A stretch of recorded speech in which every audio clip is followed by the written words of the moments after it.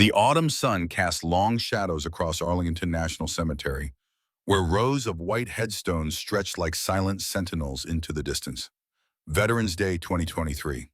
The air hung crisp and cool as a crowd gathered at the Memorial Amphitheater, their breath visible in small clouds that dissipated into the November sky. Among them stood Captain Michael "Iron Mike" Donovan, his weathered face a map of 78 years of life, the last rays of sunlight catching on the medals adorning his dress uniform. He moved slowly but deliberately toward the wreath, his hands steady despite the years. The crowd fell silent. Hundreds of veterans, their families, and dignitaries watched as Donovan placed the wreath at the tomb of the unknown soldier, his spine straightening with military precision as he stepped back and rendered a perfect salute. For a moment, he wasn't standing in Arlington in 2023. His mind flashed back 70 years to the frozen hills of Korea, 1953. The grinding of metals tracks against frozen earth, the suffocating diesel fumes filling his nostrils, the deafening roar of the Sherman 76mm gun as it recoiled, sending another round screaming toward the advancing T-34s. Through his commander's viewport, Donovan could see American infantry pinned down in a shallow depression, their position about to be overrun. "Driver, forward, full throttle," he had shouted, his voice steady despite the chaos. The Sherman M4A3E8, christened Lady Liberty by its crew, lurched forward, its engine roaring in protest as it climbed the steep, icy incline. Chinese machine gun fire pinged off the hull like angry hornets. Through blinding snow and the gathering dusk, Donovan directed his gunner onto target after target, creating just enough chaos for the stranded infantry to withdraw to safety. "5 rounds traverse right, on my command." The memory faded as quickly as it had appeared.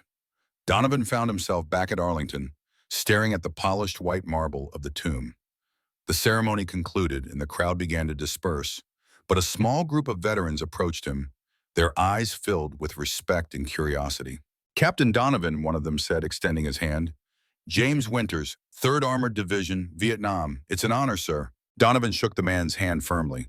"The honor's mine, soldier." "Is it true what they say?" another veteran asked, his Korea service medal gleaming. "About you and your Sherman at Chosin?" A thin smile crossed Donovan's face. "Some of it, not all." He paused, looking around at the small gathering of men. "But there's a story about that tank that's never been told, one I've kept quiet for over 70 years. The men exchanged glances, intrigued. "And I think it's finally time that story saw the light of day." Later that evening, as the sun set over the Potomac, Donovan sat in the hotel bar, nursing a glass of bourbon. The television above showed highlights from the day's ceremonies. His brief speech at Arlington had been well received, but he hadn't shared what was really on his mind. Not yet. Donovan came from military stock, 3 generations deep. His grandfather, Thomas Donovan, had been an engineer who worked on early American tank designs before and during World War II. His father, Lieutenant Colonel James Donovan, had commanded a tank battalion in Europe during that same war. And then there was Mike himself, who had followed in their footsteps, joining the Army in 1952 and quickly rising to become one of the youngest tank commanders in Korea. He sipped his bourbon, feeling its warmth spread through his chest. Growing up, he had spent countless hours in his father's garage, learning to strip down engines and put them back together. He could diagnose mechanical problems by sound alone, a talent that would later save lives in Korea. The tank whisperer, they called him. He could hear the subtlest change in an engine's rhythm, feel the slightest vibration that signaled trouble. His father had been a hard man, demanding perfection in everything. "Tanks forgive mistakes in peacetime," he would say. "War doesn't." The discipline had shaped Donovan, forged him into the officer he became, but it had created distance too. A distance he never fully bridged before his father passed away in 1985. Donovan's reverie was interrupted by his phone. His granddaughter Emma was calling. "Grandpa, I saw you on TV today. You were amazing." Emma Sullivan, 32, a military historian at West Point. Her voice never failed to bring a smile to his face. "Just doing my duty, kiddo. How are the cadets treating you?" "They're good kids. Smart. Maybe not as tough as your generation." Donovan chuckled. "Every generation says that about the next." "Hey, I wanted to tell you something interesting. Remember that auction in Pennsylvania next weekend? The one with the military memorabilia? There's a collection of documents coming up for sale that mentions a Sherman tank development program from late 1944. Might be worth checking out. Donovan's interest peaked. Send me the details, will you? After hanging up, he stared at his reflection in the window. Outside, Washington, D.C. glittered with lights, a far cry from the burning villages of Korea where he'd earned his nickname. Perhaps this auction would be a pleasant distraction, a chance to connect with history in a way that didn't involve bloodshed and loss. He couldn't have known that it would change everything he thought he knew about his family, about American military history, and about the tank that had saved his life and the lives of countless others. The auction house in Gettysburg, Pennsylvania resembled a museum more than a sales floor. Glass cases displayed World War II firearms, uniforms, medals, and documents. Serious collectors moved from display to display, examining items with expert eyes. Donovan had arrived early, his interest focused on Lot 47. Miscellaneous technical documents, U.S. Army Ordnance Corps, 1943-1946. The collection didn't look particularly impressive at first glance, just a stack of yellowed papers and blueprints in a protective case. But one folder caught his eye immediately. The tab read, Project Sentinel. He leaned closer, adjusting his reading glasses. Inside were technical drawings of Sherman tank modifications, material requisition forms, and test reports. Some pages bore bold classified stamps, though they had clearly been declassified decades ago, or perhaps forgotten entirely. As he flipped through the documents, a name jumped out at him.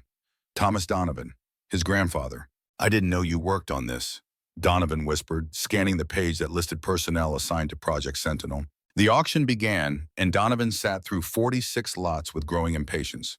When Lot 47 finally came up, he raised his paddle immediately at the opening bid of $2,000.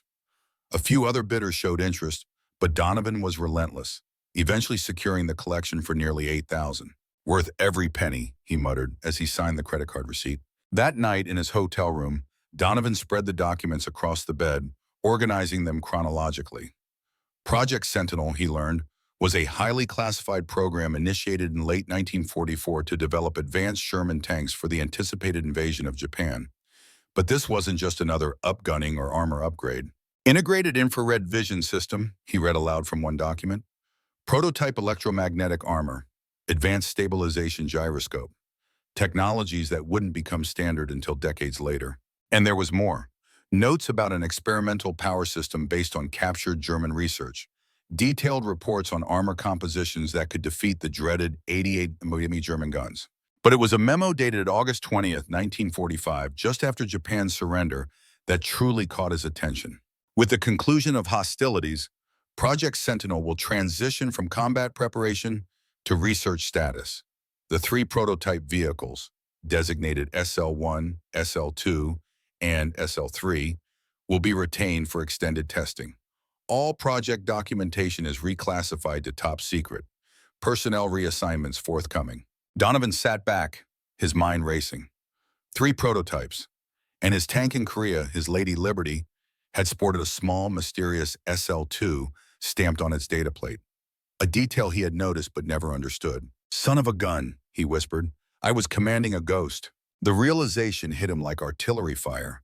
The tank that had seemed unusually responsive under his command, that had survived hits that should have penetrated its armor, that had performed flawlessly in conditions that left other Sherman struggling, wasn't just another M4A3E8. It was something else entirely. Something secret. And his grandfather had helped create it. But why had no one in his family ever mentioned this? His father certainly never spoke of Thomas working on any special tank project. In fact, Donovan realized with growing unease, his father rarely spoke about Thomas at all. According to family history, Thomas Donovan had died in a civilian plane crash in 1946, when Donovan's father was just returning from Europe. An accident, they said.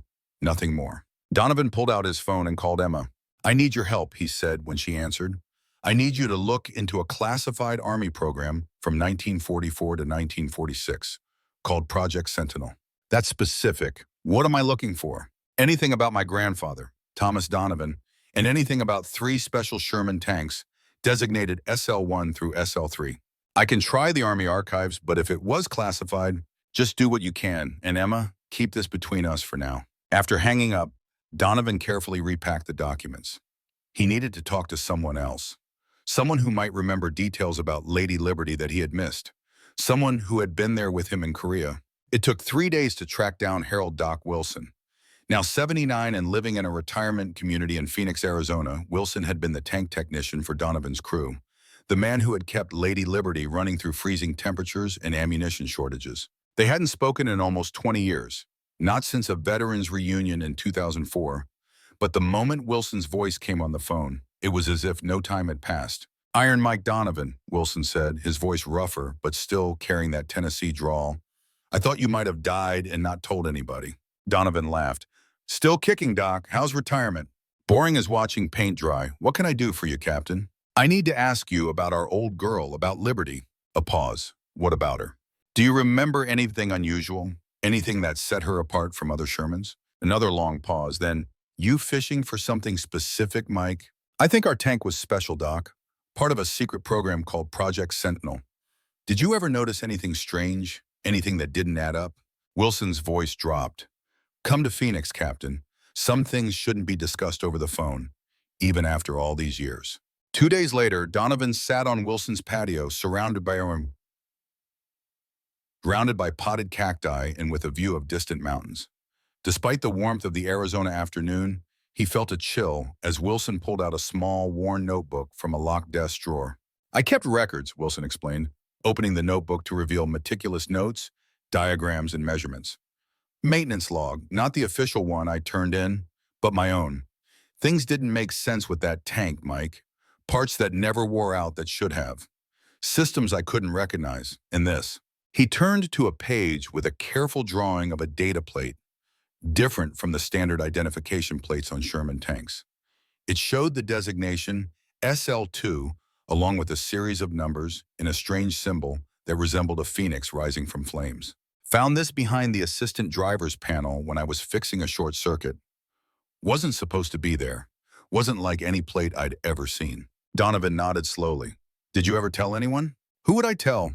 Besides, that tank saved our asses more times than I can count.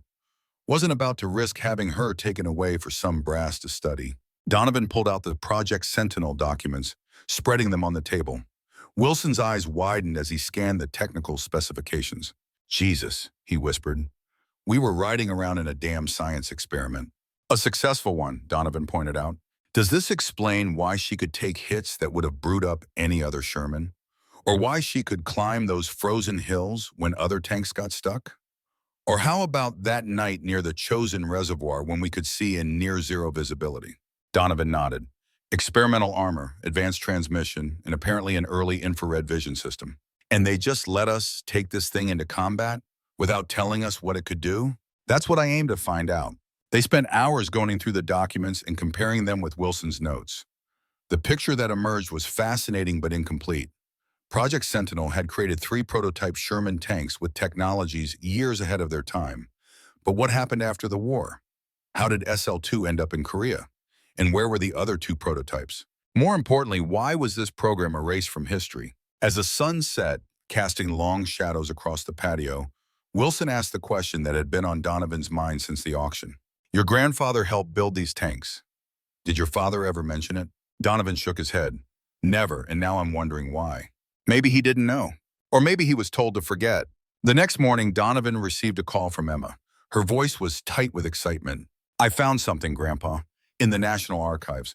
A cross-reference to Project Sentinel in a declassified OSS file. The Office of Strategic Services, predecessor to the C. What does it say?" "Not much. Most of it's still redacted. But there's a memo from April 1946 about securing assets from Project Sentinel for national security purposes, and a list of personnel being debriefed." "My grandfather's name on that list?" A pause. "Yes, but Grandpa, there's something else. I found a news clipping from the Baltimore Sun, May 1946. It mentions a tragic accident at the Aberdeen Proving Ground that killed several Army engineers." Donovan's throat tightened. "Names? 5 names. Thomas Donovan is one of them." The world seemed to tilt slightly. "That's impossible. He died in a plane crash. Civilian aircraft."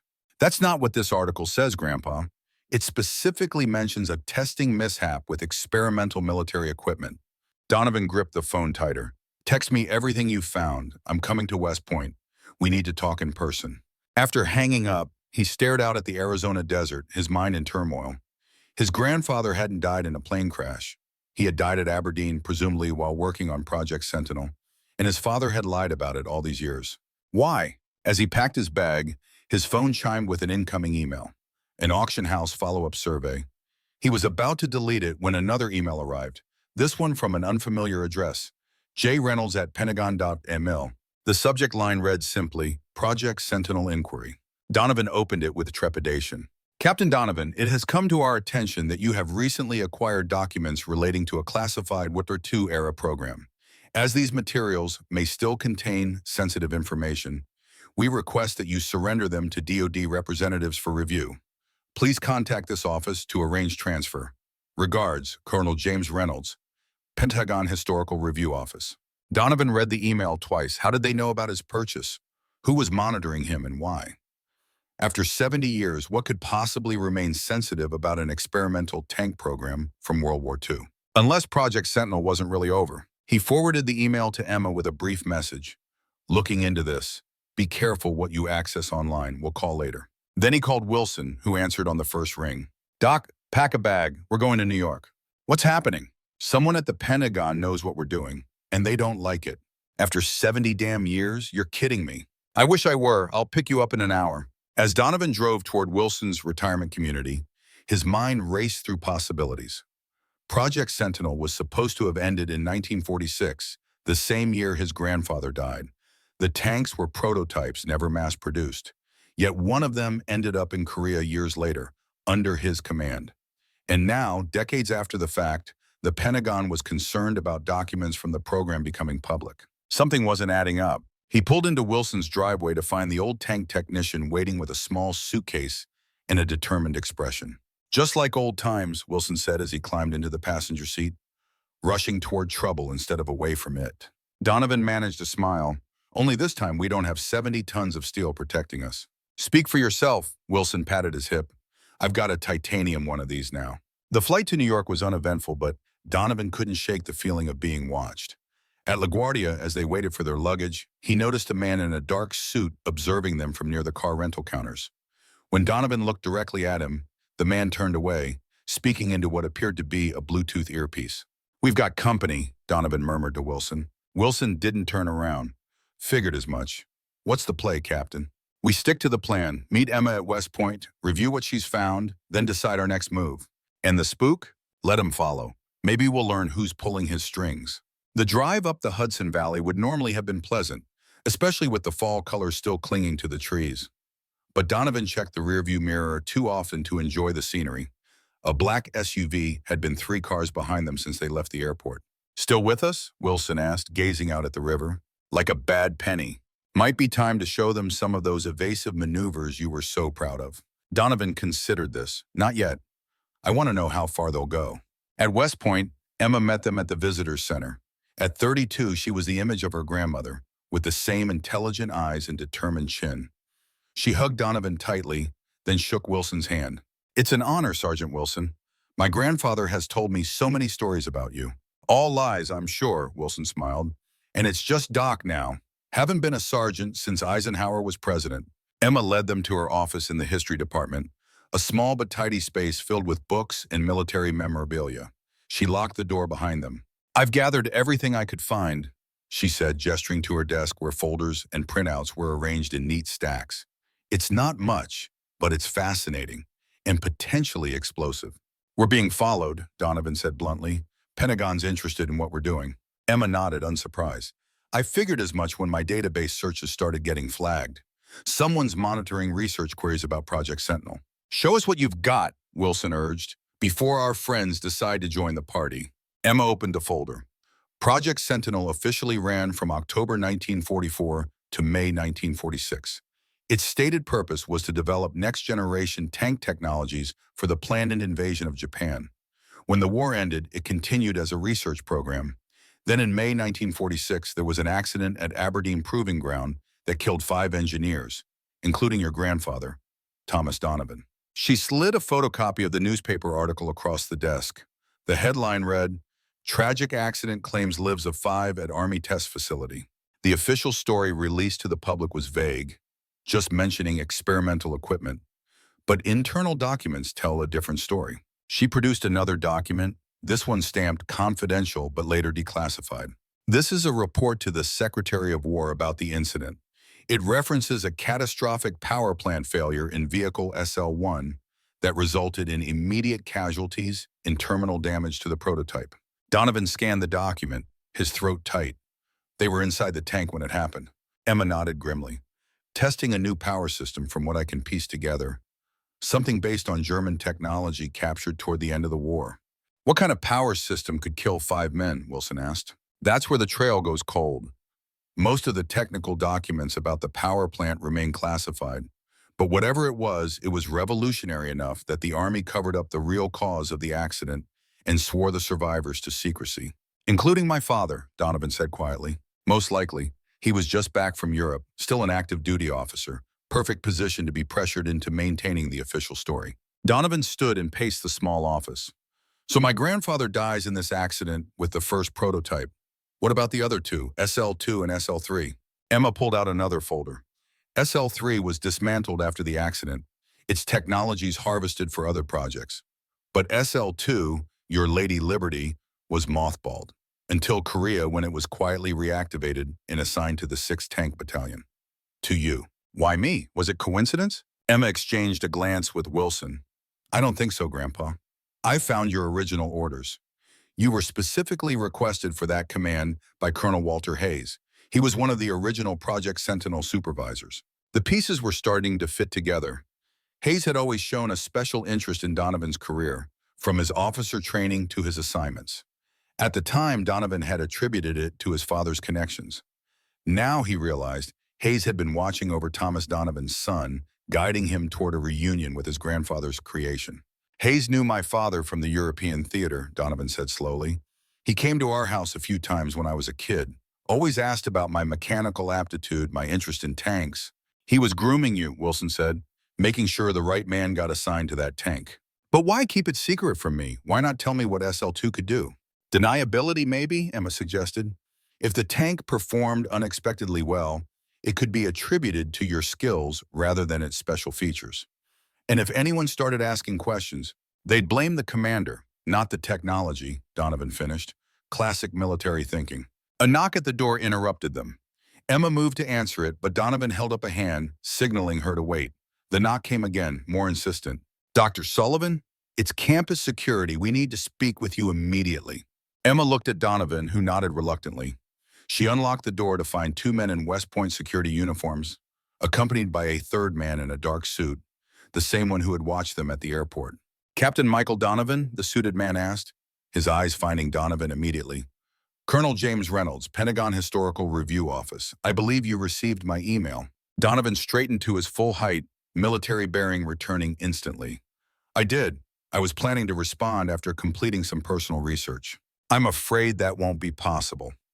Reynolds produced an official-looking document. These materials you've acquired are still considered sensitive. I'm going to have to confiscate them and ask that you cease this investigation immediately. Wilson stepped forward. On what grounds? These documents were sold at public auction. They've been declassified for decades. Reynolds turned cold eyes on the former sergeant. Not all of them, Mr. Wilson. And the ones that have been might need to be reclassified in light of current national security considerations. That's not how declassification works, Emma interjected. Once documents are released to the public domain, they can't simply be reclassified because they're inconvenient. This isn't about convenience, Mr. Sullivan. It's about protecting technologies and methodologies that remain relevant to current defense systems. Donovan studied Reynolds carefully. After 70 years, what could possibly still be sensitive about a World War II tank program? Reynolds didn't blink. That's classified. The standoff lasted several tense seconds before Donovan made a decision. He gathered the Project Sentinel documents from the auction and handed them to Reynolds. Take them. They're copies of what's already in the National Archives anyway. Reynolds accepted the documents with a slight nod. Thank you for your cooperation, Captain. I trust you understand the importance of discretion in matters of national security. I understand a lot of things, Colonel, including when I'm being stonewalled. Reynolds turned to leave, then paused. Captain Donovan, your service record is exemplary. 3 Bronze Stars, a Silver Star, a distinguished career as an instructor at Fort Knox. It would be a shame to tarnish that legacy by pursuing matters best left to rest. Is that a threat, Colonel? Consider it friendly advice from one soldier to another. Some doors are better left closed. After Reynolds and the security officers departed, Donovan sank into a chair, suddenly feeling every one of his 78 years. That went well, Wilson remarked dryly. Emma locked the door again. What now, Grandpa? Donovan looked up at his granddaughter, determination hardening his features. Now we find out what they're really hiding. Reynolds just confirmed that there's something about Project Sentinel that's still sensitive today. I want to know what. How? He took the documents. Donovan smiled thinly. Not all of them. He reached into his jacket and pulled out a folded blueprint. This one seemed particularly important. It shows the location where the prototypes were tested and stored, a facility in New Mexico. Wilson leaned forward, excitement in his eyes. You think SL-2 might still be there? After all these years? Only one way to find out. Emma looked between the two old soldiers, concern etched on her face. Grandpa, you just had a Pentagon official all but threaten you. Is this really worth the risk? Donovan's expression softened as he looked at his granddaughter. Emma, for 70 years I've wondered why that tank performed the way it did, how it saved my life and the lives of my men when it should have been impossible. I've lived with questions about my grandfather that no one would answer. And now I learned that the official history, the story my own father told me, was a lie. He stood, his voice gaining strength. I'm 78 years old. I've served my country faithfully. I've kept secrets when asked to, but I deserve to know the truth about my own family, about the machine I commanded in combat. If the Pentagon wants to strip me of my medals for that, so be it. Wilson nodded in agreement. Count me in, Captain. I've got fewer years ahead of me than behind. Might as well make them interesting. Emma sighed, then smiled resignedly. I can't let you two go alone. You'll need someone who knows how to research properly. She pulled out her laptop. Let me see that blueprint. I'll cross-reference it with current satellite imagery, see if we can identify what's there now. As Emma worked, Donovan gazed out the window at the cadets drilling on the parade ground below. Young men and women preparing to serve just as he had done 70 years earlier. He had taught them that integrity and truth were paramount values for an officer. How could he now walk away from the truth about his own past? Whatever secrets Project Sentinel still held, whatever truths had been buried with his grandfather, Donovan was determined to uncover them, no matter the cost. Because some legacies deserve to be remembered. The sun was setting over the Hudson as they finalized their plans. Emma had identified the likely location of the Project Sentinel test facility, a remote area near White Sands, New Mexico, now part of a larger military reservation, but apparently abandoned decades ago. It's listed as Auxiliary Storage Facility 12B in current Army property records, Emma explained, showing them satellite images on her laptop. No activity visible, minimal security from what I can tell. Wilson studied the images. Looks like the perfect place to hide something you want forgotten. Donovan nodded thoughtfully. We'll need to be careful. Reynolds will be watching. I can get us there, Emma said. I have a research grant that gives me access to military archives throughout the Southwest. We can use that as cover. It's risky for your career, Donovan cautioned. Emma's expression was determined, so much like her grandmother's that it made Donovan's heart ache. Some things are more important than careers, Grandpa. You taught me that. As night fell over West Point, the three conspirators made their preparations. None of them could have imagined what they would find in the New Mexico desert, or how it would change their understanding of American military history forever. For 70 years, the truth about Project Sentinel had remained hidden in plain sight, waiting for someone with the courage to uncover it. Now an old soldier, a retired tank mechanic, and a young historian were about to rewrite that history, no matter who tried to stop them. The legacy of iron was about to be revealed. Dawn broke over the vast New Mexico desert, painting the landscape in hues of amber and gold. The rental SUV kicked up a plume of dust as it traveled down a rarely used access road, the three occupants silent as they approached their destination. Michael Donovan sat in the passenger seat, his weathered hands gripping a worn map, while Emma navigated the vehicle through the desolate terrain. In the back seat, Harold Wilson dozed fitfully, his head bobbing with each bump in the road. 2 miles ahead, Emma said, breaking the silence. There should be a turnoff near that mesa. Donovan nodded, squinting through the windshield at the distant rock formation.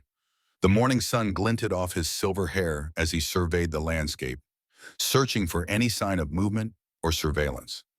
They had flown into Albuquerque the previous evening, rented the SUV under Emma's name, and driven through the night to reach this remote corner of the White Sands military reservation. "Stop here," Donovan instructed as they approached the mesa. "Let's get our bearings before going any further." Emma pulled the vehicle off the dirt road and cut the engine. Wilson stirred in the back seat, blinking away sleep. "We there yet?" he asked, his voice gravelly from disuse. "Almost," Donovan replied, unfolding a printout of Emma's satellite imagery and comparing it to the old blueprint he had salvaged from the Project Sentinel documents.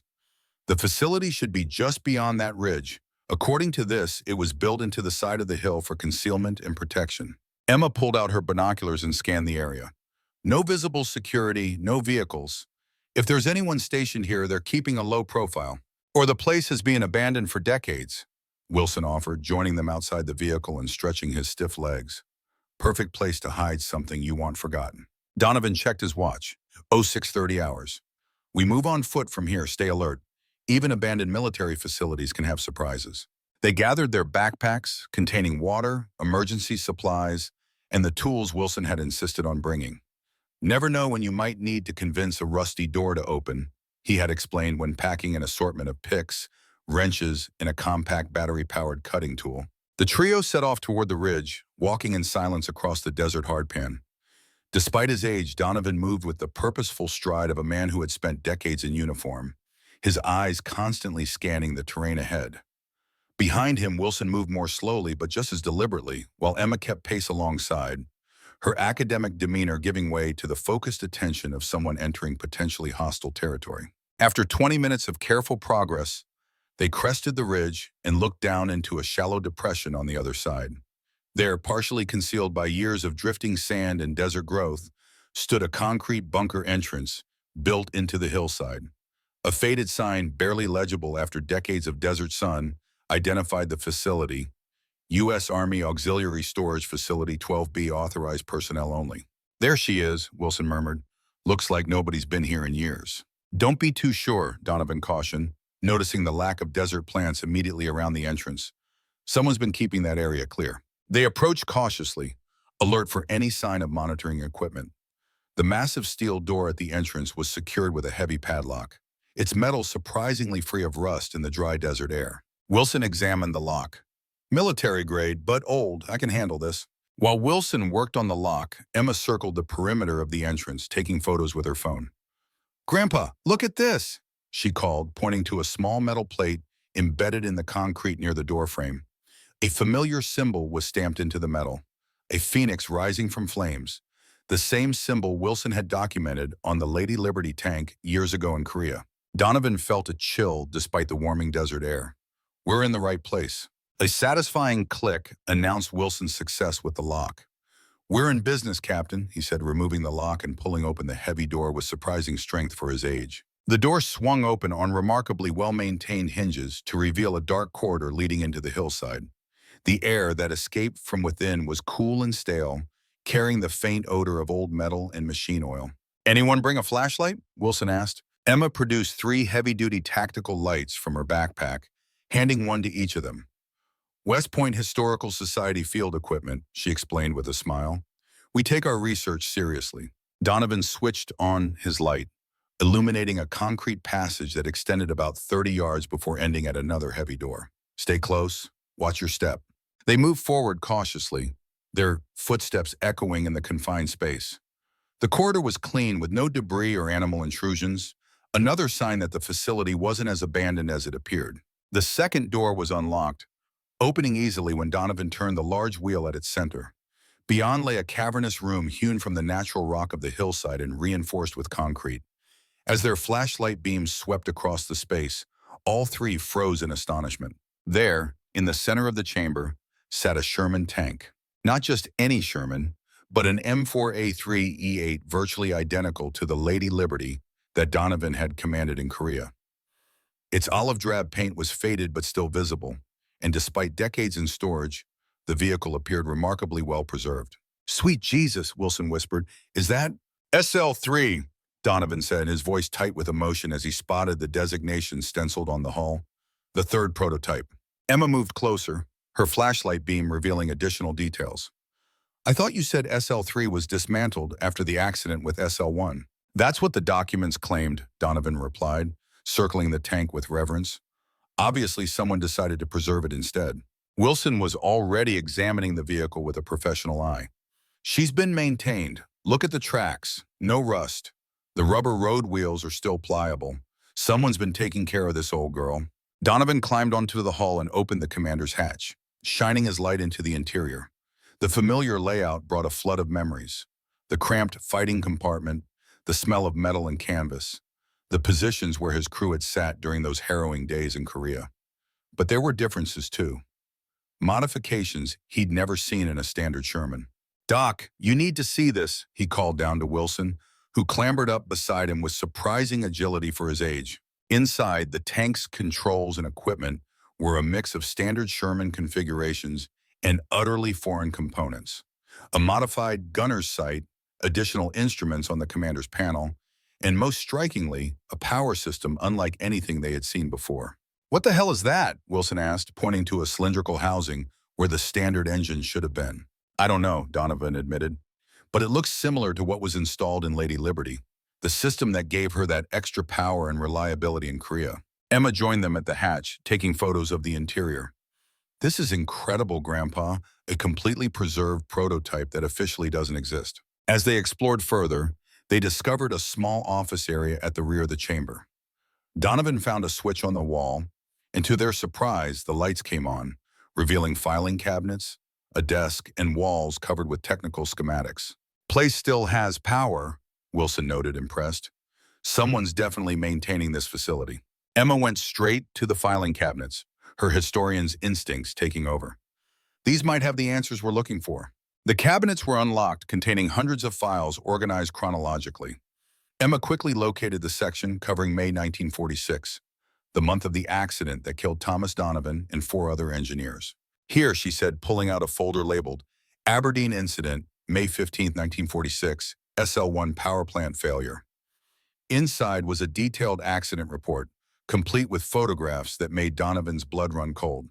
The images showed the remains of a Sherman tank, its turret completely blown off, the hull split open like a tin can. The accompanying report described a catastrophic energy release during testing of the experimental power system, resulting in an explosion that killed all 5 men inside the vehicle instantly. "My God," Donovan murmured, staring at the gruesome photos. "What were they testing that could do this?" Emma scanned the technical details. "It references something called Project Paperclip technology and a modified Kohler converter. That mean anything to you, Sergeant Wilson?" Wilson's expression darkened.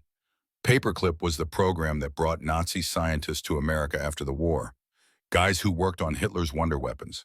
Werner von Braun and his rocket team were the famous ones, but there were others working on all sorts of advanced technology. "And this Kohler device?" Donovan asked. "Never heard of it specifically, but there were rumors about German experiments with new energy sources toward the end of the war. Desperate stuff, trying to find a miracle technology that would turn the tide." Emma continued reading, her expression growing increasingly troubled. "According to this, the modified Kohler system was supposed to generate enormous electrical power from a compact source, enough to power enhanced weapons, improve mobility systems, and something called an electromagnetic armor matrix. That would explain how Lady Liberty survived hits that should have penetrated," Donovan said quietly. "Some kind of electrical field that deflected incoming rounds. Or reduced their effectiveness," Wilson added. "I always wondered how we took those direct hits from Chinese T-34s without getting brewed up." As Emma continued searching through the files, Donovan explored the rest of the small office, finding a locked drawer in the desk. His instincts told him it might contain something important. "Doc, you still have those pics?" Wilson produced his toolkit with a grin. "Never met a lock I couldn't convince to open up." While Wilson worked on the drawer, Emma made a discovery of her own. "Grandpa, I've found personnel files, including your grandfather's." She handed Donovan a folder with Thomas Donovan, Chief Engineer, Power Systems, printed on the tab. Inside was a complete service record, technical notes, and something unexpected. A sealed envelope with "For Michael in the event of my death," written in a firm hand. Donovan stared at the envelope, his heart pounding, a message from his grandfather, waiting for him for more than 7 decades. Before he could open it, Wilson succeeded in unlocking the desk drawer. "Jackpot," he announced, pulling out a leather-bound notebook. "Project leader's personal log. Guy named Dr. Robert Winters. The log contained detailed observations about Project Sentinel from its inception in 1944 to entries dated as recently as 2018. This place has been actively maintained, Emma said, scanning the recent entries. Quarterly inspections, system checks on SL3. Someone's been keeping this tank operational for over 70 years. Donovan was only half listening, his attention fixed on the envelope from his grandfather. With slightly trembling hands, he broke the seal and removed a handwritten letter dated May 10, 1946, 5 days before the fatal accident. "My dear Michael," it began, "if you are reading this, then my worst fears have been realized, and I have not survived the final phase of Project Sentinel testing. I write this in the hope that someday you will understand the choices I have made and the sacrifices that may be necessary for the greater good." Donovan had to pause, overcome with emotion at reading words written by a man he had never known, addressed to a 5-year-old boy who would grow up without his grandfather. The letter continued, "What we have created here is both miraculous and terrifying. Technology decades ahead of its time with the potential to save countless American lives in the future conflicts. But there are risks, terrible risks, that some in our program are too eager to dismiss. The power system we've developed, based on captured German research, operates on principles barely understood by our best scientists. During preliminary testing, we've observed anomalies that deeply concern me. Unexpected energy fluctuations, interference with nearby electrical systems, and effects on organic tissue that defy explanation. I have voiced my concerns and recommended we delay the final integration test, but I've been overruled. The military potential is simply too great, they say. And perhaps they are right, perhaps my caution is unwarranted. But if you are reading this, then it was not. Know that I acted according to my conscience, my duty to our country, and my responsibility to future generations, including you, my dear grandson. Whatever happens tomorrow, remember that truth and integrity must never be sacrificed, even in the name of national security. Your loving grandfather, Thomas." Donovan lowered the letter, his vision blurred with tears he refused to let fall. After 70 years, he finally had a connection to the grandfather he had never known. A man of principle who had foreseen his own death, yet faced it with courage. "He knew," Donovan said quietly. "He knew the test was dangerous, tried to stop it, but was overruled." Emma placed a gentle hand on his shoulder. "He tried to protect people, Grandpa, just like you always have." Wilson, meanwhile, had been absorbed in Dr. Winter's log. "Mike, you need to hear this." Entry from May 16, 1946, the day after the accident. "The catastrophe at Aberdeen has shaken everyone to the core. 5 good men gone in an instant, including Thomas Donovan, our finest power systems engineer, and the one man who might have prevented this tragedy had we heeded his warnings. The energy release was far beyond anything we anticipated, completely destroying SL1 and damaging facilities within a 100-yard radius. General Marshall has ordered Project Sentinel classified at the highest level and officially terminated. The remaining prototypes, SL2 and SL3, are to be secured in separate facilities, their very existence erased from official records. The technology is simply too dangerous, too unpredictable for deployment. Yet I cannot help but wonder if Thomas was right about more than just the safety concerns. His theories about how the Kohler system actually functions suggest applications beyond mere weapon systems, applications that might benefit mankind rather than destroy it. If only we had listened. Wilson looked up from the log. The next several entries detail the cover-up. Your grandfather's death reported as a plane crash. Project Sentinel expunged from official Army records. The survivors sworn to secrecy under threat of court-martial. But then something strange happens. Fast forward to June 1950, just before the Korean War breaks out. Listen to this. After 4 years of restricted research on the SL2 and SL3 prototypes, we've finally stabilized the power system. The modifications suggested in Thomas Donovan's final notes have proven correct. With proper containment and regulation, the Kohler device can safely provide unprecedented power levels without the dangerous resonance effects that caused the Aberdeen disaster. Given the deteriorating situation in Asia, General Collins has authorized limited field testing of SL2 under combat conditions. A remarkable coincidence has presented itself. Thomas Donovan's son James now has a boy of his own, Michael, who shows exceptional aptitude for armored warfare. Young Lieutenant Michael Donovan will be specifically groomed for command of SL2 when the time comes. Poetic justice, perhaps, that the grandson should validate the grandfather's work. Donovan felt as though the air had been sucked from his lungs. They planned it all along, my entire military career. My assignment to that specific tank in Korea, it was all orchestrated. They used you as a test pilot, Wilson said, his voice tight with anger.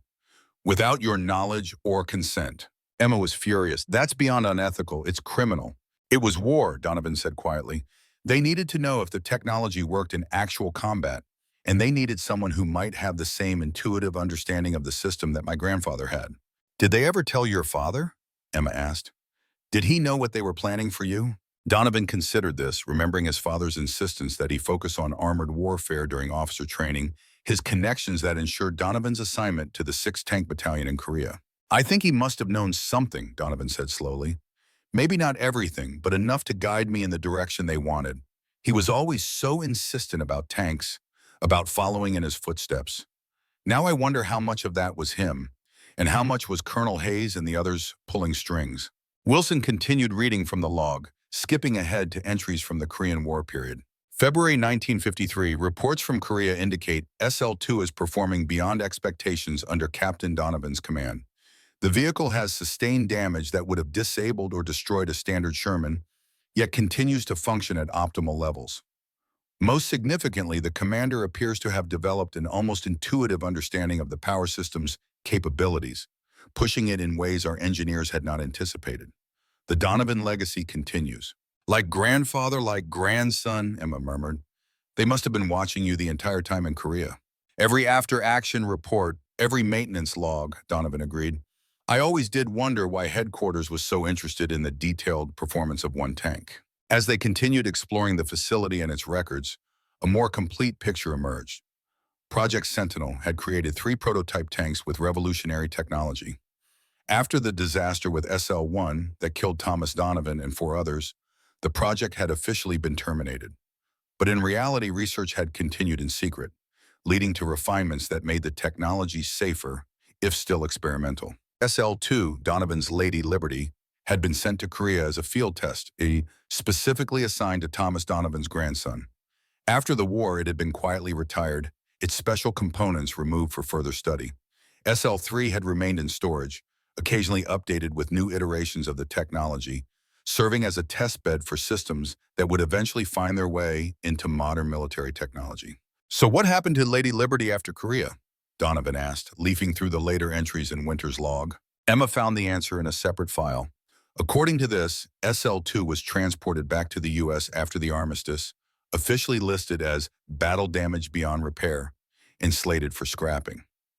In reality, it was brought to a facility in Nevada, where its special components were removed for reverse engineering. The hull was eventually used as a target on a weapons testing range in the late 1960s. Donovan felt a pang of loss. The tank that had saved his life countless times in Korea, that had become almost an extension of himself during those harrowing months, had ended its days as target practice. At least part of her legacy lived on, Wilson said, gesturing to the more recent entries in Winter's log. Says here that elements of the Sentinel technology eventually made their way into the M1 Abrams. The power management system, some aspects of the armor protection. Your grandfather's work helped shape modern American tanks. As they were processing these revelations, Emma suddenly held up a hand. Did you hear that? They fell silent, listening. From outside came the faint but unmistakable sound of vehicles approaching. Company, Wilson said grimly, moving to the small window near the office door. 2 black SUVs coming up the access road. Donovan joined him at the window. Reynolds, he must have tracked us somehow. My research queries, Emma said dismayed. Or they might have placed a tracker on us at West Point. What's the play, Captain? Wilson asked, falling back into their old roles automatically. Donovan considered their options. We found what we came for, more or less. We know the truth about my grandfather, about Project Sentinel, about Lady Liberty. No point in a confrontation. But they'll confiscate everything, Emma protested. All this evidence, the truth about what happened, it'll disappear again. Not if we take what matters most, Donovan said, gathering his grandfather's letter and several key documents. Emma, use your phone. Photograph as many of these files as you can, focusing on the technical specifications and the accident report. While Emma rapidly documented the files, Donovan turned to Wilson. "Doc, can you get that hatch open on SL3? I want to see something inside the tank one more time before we go." Wilson nodded and they moved quickly to the tank. Outside, they could hear car doors slamming, voices calling out commands. They had minutes at most. Damn. Inside SL3, Donovan examined the commander's station more carefully, looking for something specific. There, behind a panel that wouldn't exist in a standard Sherman, he found what he was seeking: a small data plate with his grandfather's name listed as chief designer of the power management system. Proof, he said, carefully removing the plate. Tangible evidence that he was part of this, that his work mattered. Wilson, meanwhile, had opened an access panel near the driver's position. "Mike, look at this. The power core is still here. Smaller than I expected." Donovan joined him, shining his light on a cylindrical device about the size of a coffee can, surrounded by what appeared to be electromagnetic shielding. "That little thing powered the entire tank? Generated enough energy for the weapon systems? The electric armor?" "Apparently so," Wilson said, snapping several photos with his phone. Revolutionary even by today's standards. Outside, they heard voices entering the outer corridor. Reynolds and his men had breached the entrance. "Time to go," Donovan said. "Is there another way out of here?" Emma, who had rejoined them after photographing as many documents as possible, pointed to a narrow passage at the rear of the chamber. "Emergency exit, according to the facility blueprints, should lead up to the ridge about a quarter-mile east of where we came in." They moved swiftly to the passage, Wilson pausing only to replace the access panels on SL3, reluctant to leave the old tank in disarray even after 70 years. The emergency exit was a narrow tunnel cut through the hillside, ending at a steel ladder that led up to a hatch concealed among rocks on the ridge. As they ascended, they could hear Reynolds' team fully entering the main chamber, voices echoing with surprise at finding the tank. Donovan was the last up the ladder, pulling the hatch closed behind him as quietly as possible. They emerged into the bright New Mexico sunlight, quickly taking cover behind a large boulder. "We need to circle back to our vehicle without being spotted," Donovan whispered. "Follow the ridgeline east for about half a mile, then cut north toward where we parked." They moved as quickly as their aging bodies would allow, keeping low and using the terrain for concealment. Wilson, despite his hip replacement, showed the determination that had earned him commendations in Korea, never complaining as they navigated the rough desert landscape. After 20 minutes of careful progress, they reached their SUV without being detected. Emma started the engine and they pulled away, driving sedately until they were well clear of the facility. "Think they'll come after us?" Wilson asked as they returned to the main road. "Eventually," Donovan replied. "Once they figure out we were there and realize what we took. But we've got a head start." Emma checked her phone. "I managed to photograph about 60 pages of documents, plus the accident report and several pages of Dr. Winter's log. Between that, Grandpa's letter, and the data plate, we have solid evidence of what Project Sentinel really was. The question is, what do we do with it?" Wilson said. Reynolds made it clear they still consider this classified, even after 70 years. Donovan gazed out at the desert landscape passing by, his mind working through the implications. "We need to understand exactly what we found before we decide our next move.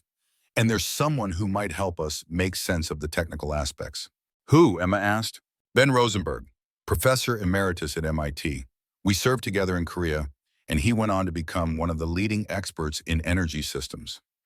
If anyone can understand what my grandfather was working on, it's Ben." "Can we trust him with this?" Wilson asked. Donovan nodded. "With my life. He was our artillery forward observer, saved our bacon more than once. And he's been outspoken about government secrecy and scientific research, right up his alley." As they drove toward Albuquerque to catch their flight east, Donovan reflected on everything they had discovered. His grandfather had been a man of principle, aware of the dangers inherent in the technology he was developing, yet committed to making it safe. His warnings had gone unheeded, resulting in the tragedy that took his life. And then the military had used Donovan himself as an unwitting test pilot for the revised technology, putting him in command of a tank with systems he didn't fully understand.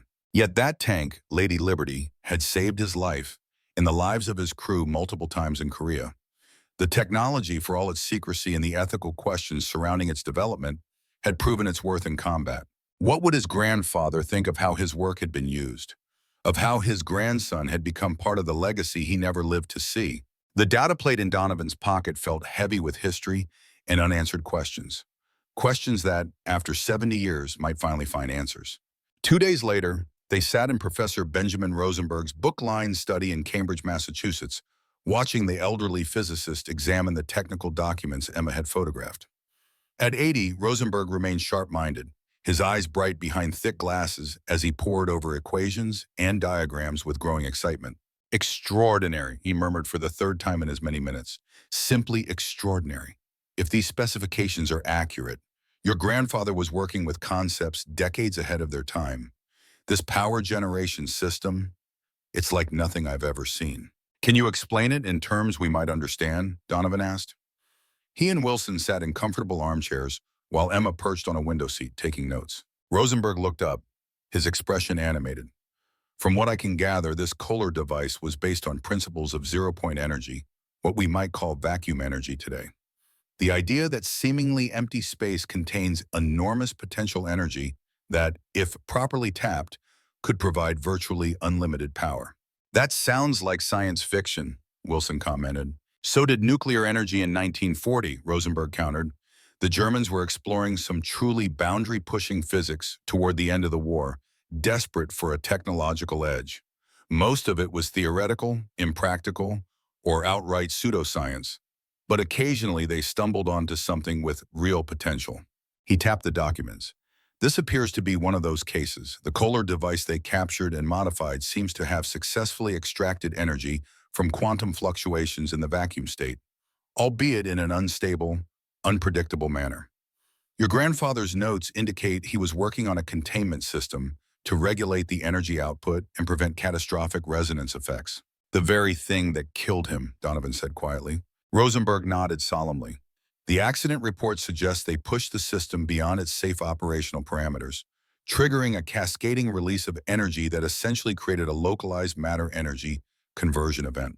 In English, Professor? Wilson asked. An explosion unlike any conventional explosive, more akin to a very small nuclear detonation but without the radiation.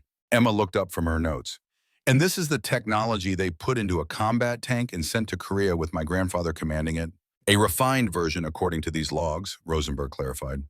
They incorporated your grandfather's safety protocols after his death, creating a more stable system. Still experimental, but with considerably less risk of catastrophic failure. He turned to Donovan.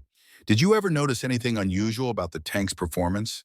Anything that couldn't be explained by conventional engineering? Donovan considered this.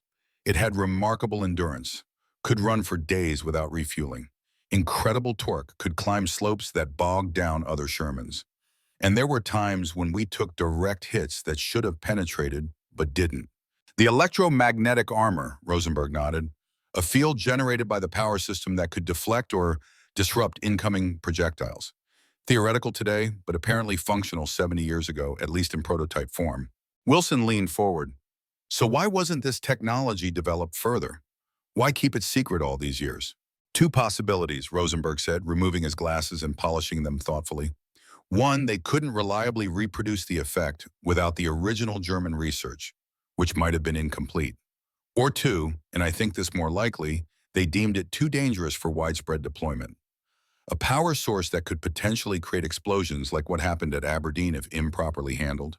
The military would be understandably cautious.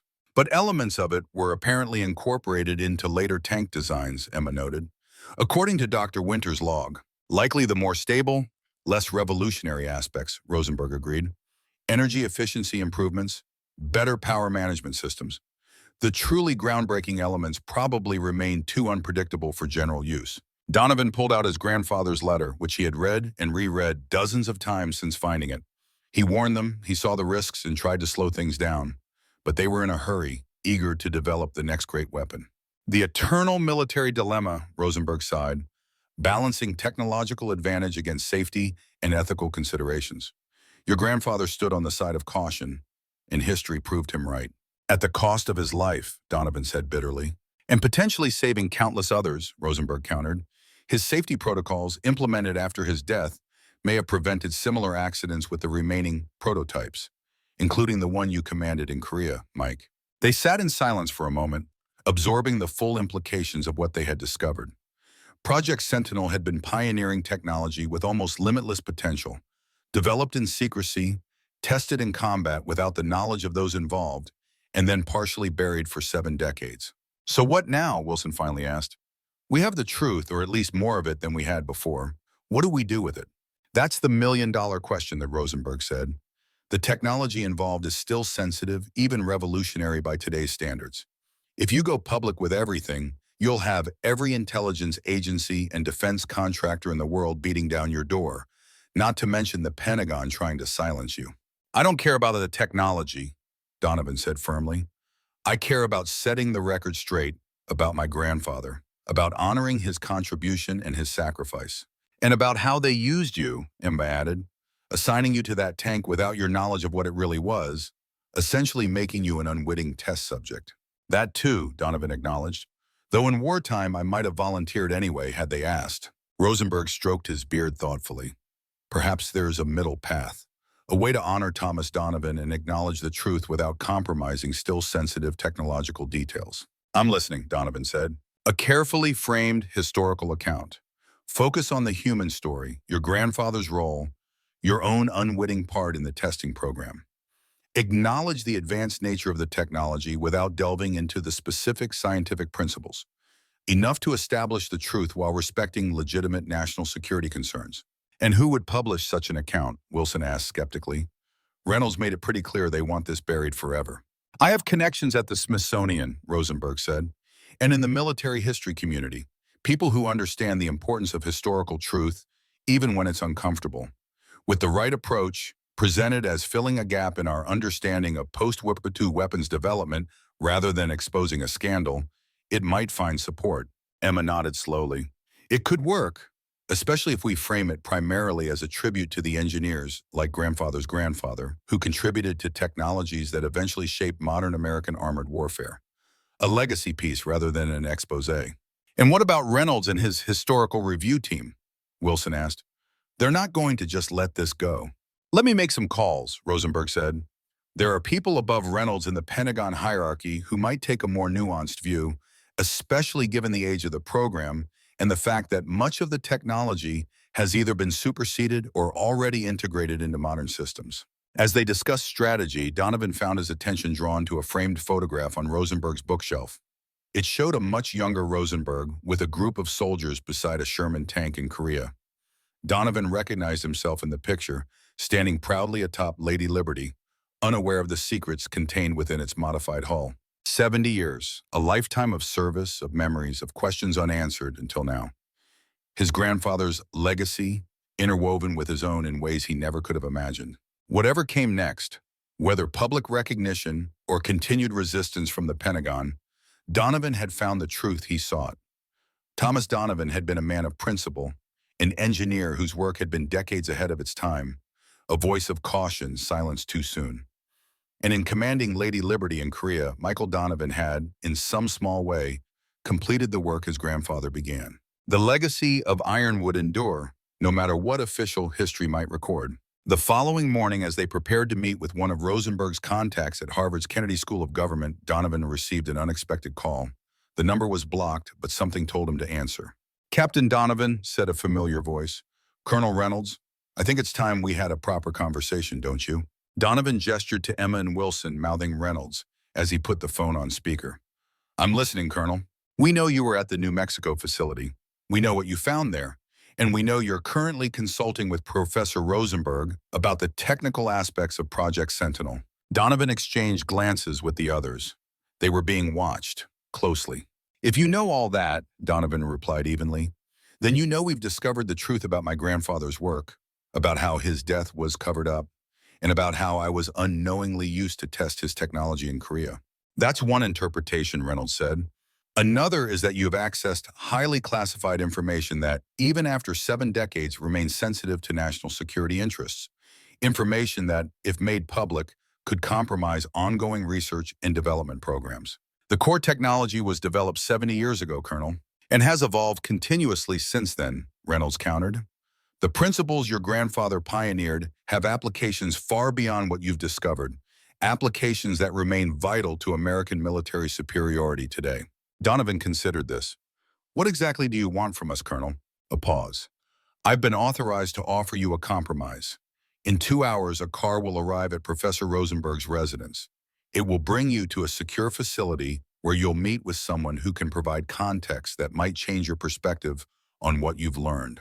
And if we decline, then I'll be obligated to confiscate all materials you've gathered and remind you of the serious legal consequences of disclosing classified information, regardless of how you obtained it. After Reynolds hung up, the four of them looked at each other uncertainly. Could be a trap, Wilson suggested. Get us all in one place, confiscate everything, maybe even detain us. Or it could be a genuine attempt to provide additional information, Rosenberg countered. The phrase someone who can provide context suggests they're bringing in a person with knowledge of the program, possibly someone who worked on it. What do you think, Grandpa? Emma asked. Donovan thought about his grandfather's letter, about the principles it espoused. Truth and integrity above all, but also a recognition of duty to country and to future generations. I think we go, he decided. Hear what they have to say, but we take precautions. He looked at Emma. Make copies of everything we found. Send them to your secure West Point account and to a trusted colleague as insurance. If we don't contact you by this evening, have them release the material to appropriate historical archives.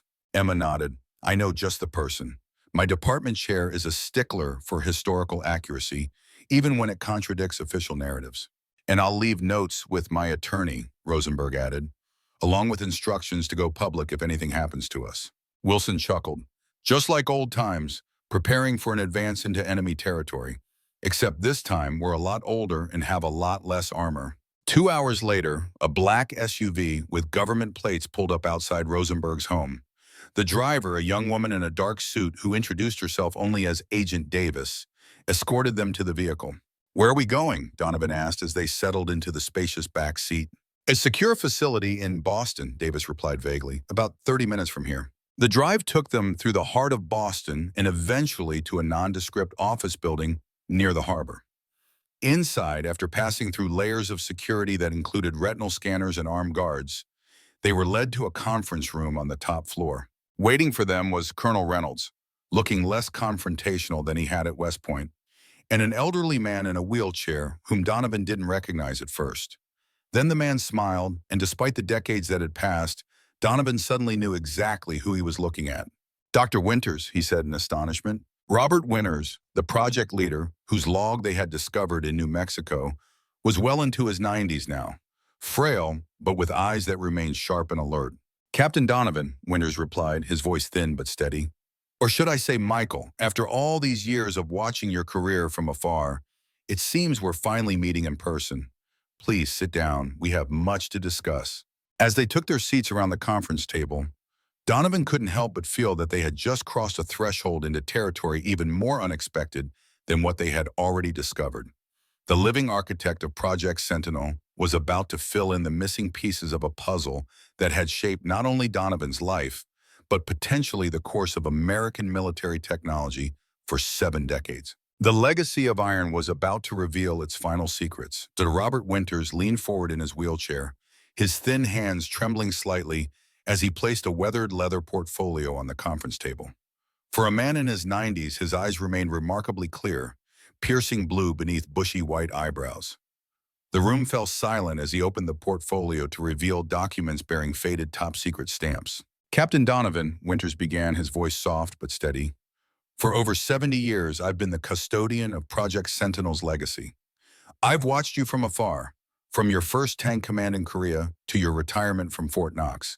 In many ways, you've been as much a part of this story as I have, though until now, without your knowledge. Colonel Reynolds stood against the wall, arms crossed, expression unreadable. Beside him, Agent Davis remained by the door, her posture suggesting she was there as much for Winters' protection as to prevent anyone from leaving unexpectedly. Why now? Donovan asked. After all these years of secrecy, why are you willing to talk? Winters smiled thinly. Because I'm dying, Captain. Pancreatic cancer, 6 months at most. And some stories shouldn't die with their keepers. He slid a document across the table. This is the complete, unredacted report on the Aberdeen incident, the accident that claimed your grandfather's life. You deserve to know exactly what happened that day. Donovan accepted the document with steady hands, though his heart pounded. Emma and Wilson leaned in on either side of him as he opened the folder. Inside was a detailed account, complete with photographs and technical diagrams, of the final test of the SL-1 prototype on May 15, 1946. We were testing the power system at full capacity, Winters explained as Donovan read. Your grandfather had warned us about potential resonance effects if the system was pushed beyond 80%. He recommended additional shielding and a modified containment protocol. But the brass wanted to see maximum output, and I authorized the test. The report confirmed what they had already pieced together. The modified Kohler device, a revolutionary power system based on captured German technology, had experienced catastrophic failure during the test. The resulting energy release had destroyed the SL-1 prototype instantly, killing all 5 men inside, including Thomas Donovan. He knew the risks, Donovan said quietly, looking up from the report. His letter to me made that clear. Winters nodded, a shadow of old grief crossing his face. He did, and he faced them with extraordinary courage. When the system began to show signs of instability, he ordered the others out. But there wasn't time. He tried to shut it down manually until the very end. Why was his death reported as a plane crash? Emma asked, her voice tight with controlled anger. The technology was decades ahead of its time, Reynolds interjected, speaking for the first time. If the Soviets had learned what we were developing, so you buried the truth, Wilson said flatly, along with 5 good men. It was the height of tension with the Soviets, Winter said, the beginning of the Cold War. The decision came from the highest levels of government. The families were told it was a matter of national security. Your father was just back from Europe, Captain Donovan. As an Army officer himself, he understood the necessity of secrecy, but not the whole truth about what his father was working on, Donovan guessed. No, Winters admitted. The specific nature of the technology remained classified. He knew only that Thomas died in a military testing accident, not the revolutionary nature of what was being tested. Donovan processed this, thinking of his father's stoic grief, his insistence on military discipline, his pushing Donovan toward a career in armored warfare. How much had he truly known? After the accident, Winters continued, Project Sentinel was officially terminated, but in reality, research continued at a reduced scale. The remaining prototypes, SL-2 and SL-3, were modified according to your grandfather's final recommendations. The power systems were scaled back, additional shielding installed, safety protocols enhanced. And then you decided to test SL-2 in actual combat, Wilson said, with Mike at the controls. Winters had the grace to look uncomfortable. By 1950, we believed the system was stable enough for field testing. When the Korean conflict broke out, it presented an opportunity. And when we learned that Thomas Donovan's grandson had joined the Army and showed exceptional aptitude for armored warfare, it seemed providential, Reynolds supplied. It seemed manipulative, Emma corrected sharply. Donovan raised a hand, silencing further debate. What I want to know is what happened to Lady Liberty after Korea. The documents we found suggested she was scrapped. Not exactly, Winters said. SL-2 was indeed decommissioned after Korea. The hull was eventually used for ballistic testing, but the core technology, the modified Kohler device, and the electromagnetic armor system were removed first. Those components continued to be studied and refined for decades. And SL-3, Wilson asked, the tank we found in New Mexico? A technology test bed, Reynolds answered. Each advance in power management, each refinement of the system based on field data from SL-2 was tested on SL-3 in controlled conditions. The facility remains active to this day, though visits are infrequent. Which brings us to why we're here, Winters said, turning to a fresh page in his portfolio. Captain Donovan, I understand your desire to set the historical record straight about your grandfather, to honor his contribution, his sacrifice. But the technology he helped pioneer remains sensitive even 70 years later. Because you're still using it, Donovan surmised. Winters and Reynolds exchanged glances. Elements of it, Winters confirmed. The principles your grandfather established for safe power management were revolutionary. They've informed multiple generations of military technology. But the core concept, the ability to extract virtually unlimited energy from what we now understand to be quantum vacuum fluctuations, remains beyond our full comprehension. We can use it thanks to your grandfather's containment protocols, but we still don't fully understand it. And if that knowledge became widely available, Reynolds left the implication hanging. So what are you proposing? Donovan asked directly. Winters leaned forward. A compromise. We're prepared to acknowledge Thomas Donovan's contribution officially, to amend the historical record regarding his death, to recognize his pioneering work in power systems that ultimately influence modern armored vehicle design.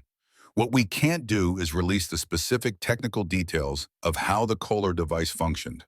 You want to honor the man but keep his greatest achievement classified, Emma summarized skeptically. His greatest achievement wasn't the device itself, Winters countered. It was understanding its dangers and developing the protocols that made it safe. Those protocols have saved countless lives in the decades since, including your grandfather's. He nodded toward Donovan. Donovan sat back, considering the proposal. His gaze drifted to the window, where Boston Harbor gleamed in the morning sun. After 70 years, his grandfather would finally receive recognition for his true contribution to American military technology, even if the full extent of that technology remained classified. "I need to think about this," he said finally. "Of course," Winters agreed, "but there's something else you should see first." He nodded to Reynolds, who produced a small, rectangular device and placed it on the table. It resembled a modern smartphone but was slightly thicker, with no visible buttons or ports. "This," Winters said, "is the current iteration of your grandfather's work, a portable power cell based on the principles he established, capable of running continuously for 50 years, without refueling or recharging. The latest generation of what began with the Kohler device in 1945. Wilson let out a low whistle. "That little thing has the same output as what powered our Sherman?" "Greater output, actually," Winters said, "with none of the instability issues of the original. The miniaturization was achieved in the 1980s. Current applications include powering remote military installations, specialized equipment, and certain classified systems." "If this technology were widely available," Reynolds added, "it would revolutionize global energy production overnight, eliminate dependency on fossil fuels, potentially solve the climate crisis. But it would also eliminate the strategic advantage it gives to American military and intelligence operations. And in the wrong hands." "Another Aberdeen," Donovan finished grimly. "Potentially far worse," Winters confirmed. "Your grandfather understood the dual-edged nature of what he was developing. His final notes, the ones that helped us stabilize the system after his death, included a warning about responsible development and deployment." "Show me," Donovan said. Winters produced another document, this one a photocopy of handwritten notes. The handwriting was instantly familiar to Donovan from the letter he'd found in New Mexico. His grandfather's last scientific observations, recorded just days before his death. At the bottom of the page, underlined twice, was a final note. "This power, if harnessed safely, could liberate mankind from energy scarcity forever. If misused, it could bring untold destruction. The choice of path belongs to those who survive me. I pray they choose wisely. TD." Donovan felt a chill reading these words across the decades. His grandfather had understood exactly what he was working with, had foreseen both its potential benefits and dangers. "He was right," Donovan said quietly, "about all of it." "Yes," Winters agreed, "he was a visionary. That's why his work has remained classified all these years. Not to deny him credit, but to respect his own concerns about its potential for misuse." "So where does that leave us?" Emma asked. Reynolds cleared his throat. "We're prepared to offer a comprehensive disclosure package. Formal recognition of Thomas Donovan's contribution to armored vehicle power systems. Correction of the historical record regarding his death. A posthumous Distinguished Service Medal. An acknowledgement of Captain Donovan's unwitting role in field testing the technology in Korea. In exchange for our silence regarding the specific technical details," Wilson guessed. "And return of all materials you've collected," Reynolds confirmed, "both physical and digital." Donovan glanced at Emma and Wilson, reading their expressions. They would follow his lead, whatever he decided. This was, after all, his family's legacy. After a long moment, Donovan turned back to Winters. "I need to see one more thing before I decide." "What's that?" Winters asked. "I want to see Lady Liberty, or what's left of her. You said the hull was used for ballistic testing, but the core systems were preserved. I want to see those systems. To connect with what my grandfather actually built, what I commanded in Korea without knowing it." Winters and Reynolds exchanged glances again. "It can be arranged," Winters said finally. "The remaining components are stored at Aberdeen, ironically enough, not far from where your grandfather died." "Tomorrow," Donovan specified. "Then you'll have my answer." Aberdeen Proving Ground looked much as it had 70 years earlier, when Thomas Donovan had met his end there. The sprawling military research facility in Maryland housed multiple test ranges, laboratories, and storage facilities spanning thousands of acres. The next morning, Donovan found himself in a restricted area deep within the complex, accompanied by Emma, Wilson, Reynolds, and Winters, who had insisted on making the journey despite his frail health. Few people have access to this building, Reynolds explained as they approached a nondescript concrete structure with no windows and a heavy security door. What's inside has officially never existed. The security protocols were extensive: retinal scans, fingerprint verification, multiple keycard checkpoints. Finally, they entered a climate-controlled room that resembled a museum storage area more than a military facility. Glass cases lined the walls, containing what looked like mechanical and electronic components from various eras. The Sentinel Archive, Winters announced, every iteration of the technology from 1945 to the present day. And there, in the center of the room, displayed on a custom mount, was a cylindrical device, approximately 2 feet tall and 1 foot in diameter. It was clearly old, its metal casing bearing the patina of age, but it had been meticulously preserved. Stenciled on its side was a familiar designation, SL-2. The Heart of Lady Liberty, Wilson murmured. The modified Kohler device that powered SL-2 in Korea, Winters confirmed. Removed when the hull was decommissioned. The most successful prototype of your grandfather's design. Donovan approached the device slowly, almost reverently. This was what had saved his life and the lives of his crew countless times on the frozen hills of Korea. This was what his grandfather had given his life to perfect. May I? He asked, reaching toward it. Reynolds hesitated, then nodded. Donovan placed his hand on the device's metal surface. It was cool to the touch, inert after decades in storage, yet he couldn't help feeling a connection across time. To both his grandfather, who had designed it, and to his younger self, who had commanded the tank it powered. Never knowing its true nature. It kept us alive, he said softly, through the worst winter I've ever known. When other tanks froze up or ran out of fuel, Lady Liberty kept going. When Chinese armor rounds hit us directly, they somehow didn't penetrate, all because of this. Your grandfather's legacy, Winters said, both the technology itself and the safety protocols that made it reliable. And you've continued developing it all these years, Emma noted, gesturing to the more modern iterations displayed in nearby cases. Each generation safer, more efficient, more compact, Winters confirmed, but all based on Thomas Donovan's fundamental insights. As they toured the archive, the full scope of Project Sentinel's evolution became clear. What had begun as an experimental power source for a Sherman tank had evolved into increasingly sophisticated energy systems with applications ranging from vehicle propulsion to field generators to the compact power cells they had seen the day before. The latest applications are, of course, still classified, Reynolds explained, but they all trace their lineage back to your grandfather's work. Donovan stopped before a wall displaying photographs of the project's key personnel through the decades. There, in the first row, was a black and white photograph of his grandfather, Thomas Donovan, standing proudly beside what must have been the original SL-1 prototype before its destruction. He was a tall man with intelligent eyes and a serious expression, looking remarkably like Donovan himself at that age. Beside the photo was a framed citation, never officially presented, for the Distinguished Service Medal. The text praised Thomas Donovan's extraordinary contributions to advanced military technology and his ultimate sacrifice in the pursuit of scientific advancement for the protection of American forces.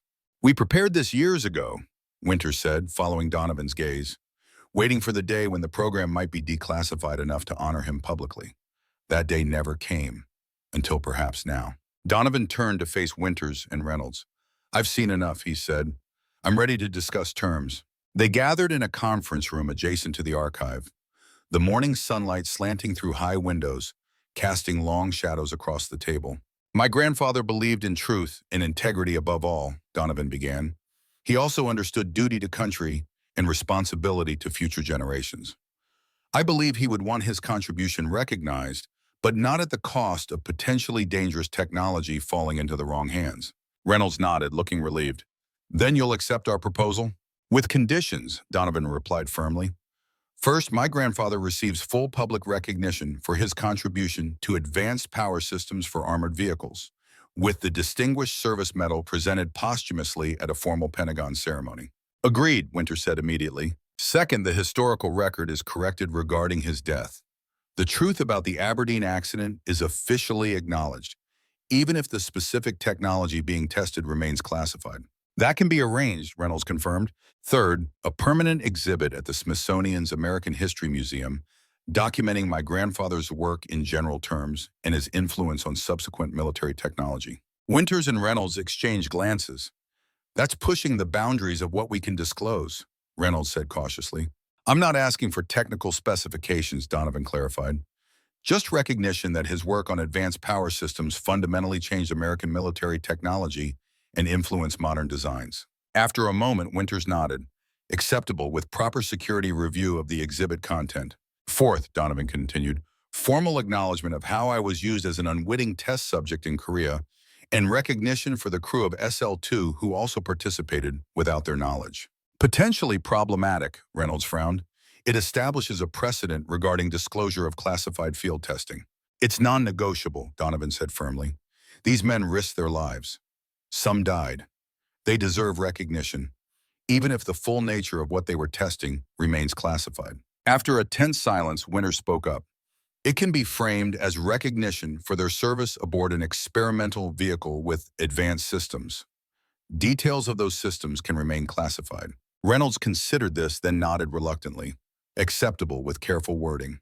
And finally, Donovan said, I want assurance that my grandfather's work is being used in accordance with his own ethical concerns, that it's being developed responsibly, with proper safety protocols, and with consideration for both military and potential civilian applications.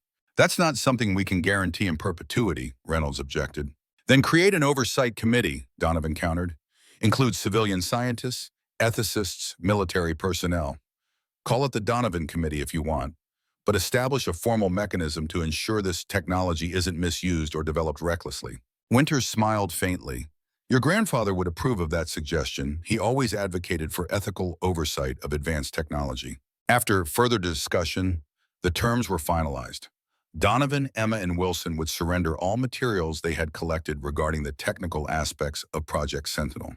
In exchange, Thomas Donovan would receive long overdue recognition for his contributions. The historical record would be partially corrected, and safeguards would be established to ensure responsible continued development of the technology. There's one more thing, Winters said as they prepared to conclude, something I've held in trust for many years. From his portfolio, he produced a small leather box and slid it across the table to Donovan.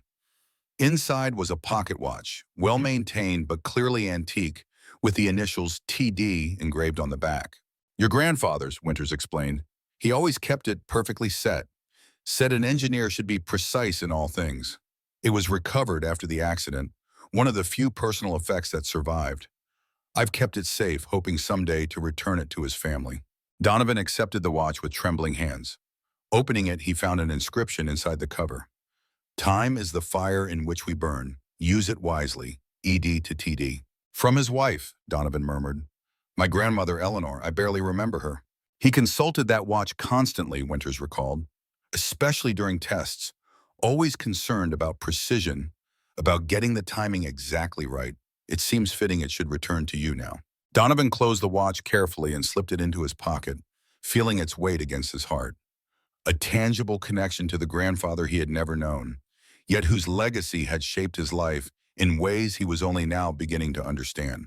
3 weeks later, Donovan stood at attention in the Pentagon's Hall of Heroes as the Secretary of Defense posthumously awarded the Distinguished Service Medal to engineer Thomas Donovan. The citation praised his revolutionary contributions to advanced power systems for armored vehicles and his ultimate sacrifice in the pursuit of scientific advancement for the protection of American forces. Emma and Wilson sat in the front row, along with various military officials and representatives from the Smithsonian. Dart Winters attended in his wheelchair, looking frail but satisfied as the recognition he had sought for his colleague for 70 years finally came to pass. The ceremony was followed by a smaller, more intimate gathering at the newly installed exhibit at the Smithsonian's National Museum of American History. Titled Innovation Under Fire, Thomas Donovan and the Evolution of Armored Vehicle Technology, the exhibit featured photographs, personal effects, and carefully worded descriptions of his contributions to post-World War II tank development. A central display showed a Sherman M4A3E8, similar to Lady Liberty, with a plaque describing it as an experimental variant featuring advanced systems designed by Thomas Donovan, later field-tested in Korea under the command of his grandson, Captain Michael Donovan. No mention was made of the Kohler device or the true nature of those advanced systems, but the essential truth was there for the public to see. As visitors moved through the exhibit, Donovan found himself standing before a wall, displaying photographs of the men who had crewed SL-2 in Korea.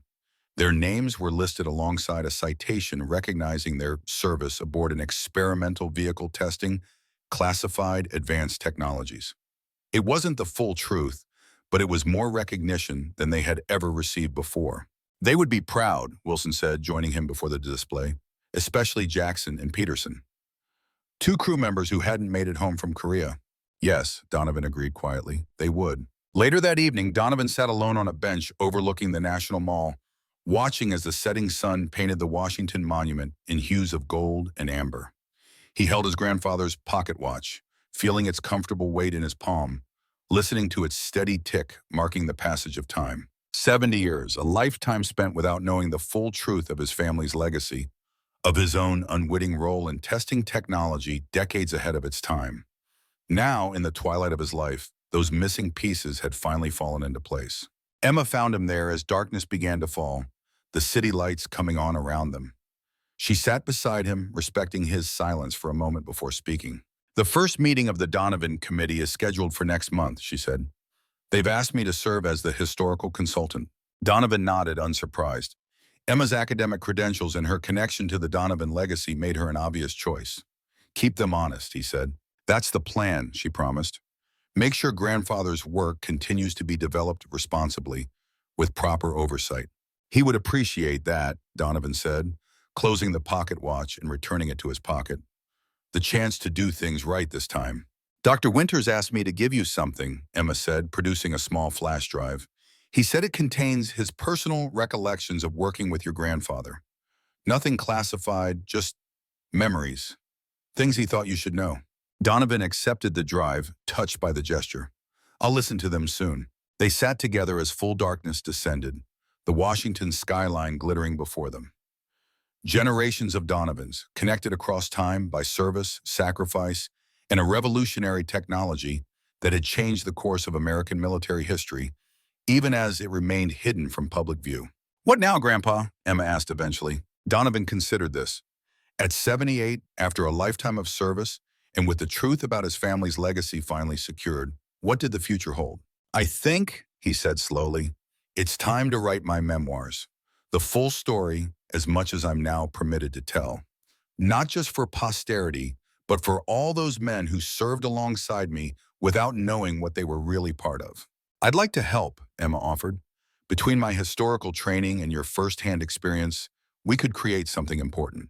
"I'd like that," Donovan agreed, feeling a sense of rightness in the idea of collaborating with his granddaughter to preserve this newly completed history. As they walked together toward the street where their car waited, Donovan felt his grandfather's watch ticking against his heart, a rhythm connecting past and present, secrets revealed and promises kept.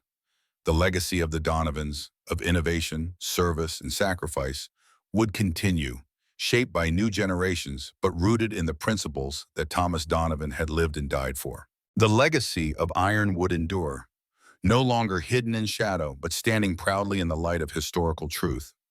Not complete, perhaps, but acknowledged at last. And for Michael Donovan, after 70 years of questions, that was enough. 6 months later, Donovan stood beside a simple granite headstone in Arlington National Cemetery. The marker was new, replacing the original that had perpetuated the fiction of Thomas Donovan dying in a plane crash. The updated inscription read, "Thomas James Donovan, Major, United States Army Engineer Course, 1905, 1940. Distinguished Service Medal. His innovations protected American soldiers for generations to come." Beside him stood Wilson, leaning more heavily on his cane these days, but still stubbornly independent. Emma was there too, along with various military officials and a small honor guard. Dr. Winters had passed away 2 months earlier, but not before recording extensive interviews for the memoir project and seeing the first steps of the Donovan Committee come to fruition. As the ceremony concluded and the other attendees began to disperse, Donovan remained at the grave, feeling a sense of completion that had eluded him for decades. He reached into his pocket and withdrew his grandfather's watch, holding it in the palm of his hand. He would have been proud of you, Wilson said quietly, standing at his shoulder, of what you accomplished in Korea, of how you fought to set the record straight. And of you, Donovan replied, the whole crew, the men who kept Lady Liberty running when by all rights she should have failed. Wilson nodded, acknowledging the compliment. Think they'll ever declassify the whole story? Tell the world what that tank could really do? Someday, perhaps, Donovan said, when the technology is obsolete or publicly available, but not in our lifetime. Well, Wilson said philosophically, at least we know. At least his name is cleared. That counts for something. It counts for everything, Donovan corrected gently. As Wilson moved away to give him a final moment alone, Donovan knelt stiffly and placed his grandfather's watch atop the headstone. I've kept it safe, he murmured. Used my time as wisely as I could. I hope you'd approve of the choices I've made. The watch gleamed in the afternoon sunlight, still keeping perfect time after all these decades. A testament to precision engineering, to attention to detail, to the legacy of a man who had seen both the potential and the peril in the technology he pioneered. Donovan straightened, rendering a final salute to the grandfather he had never known, yet had come to understand so well. Then he turned away, walking with measured steps to join Emma and Wilson, who waited to drive him home. Behind him, Thomas Donovan's watch continued its steady rhythm atop the granite marker, counting time for a man whose vision had transcended his era, whose caution had saved countless lives, and whose legacy had finally emerged from the shadows of classified history. The legacy of iron endured, its story at last partially told, its impact acknowledged by the nation it had helped to protect. And in the heart of Michael Donovan, tank commander and grandson, that legacy had found its most faithful guardian.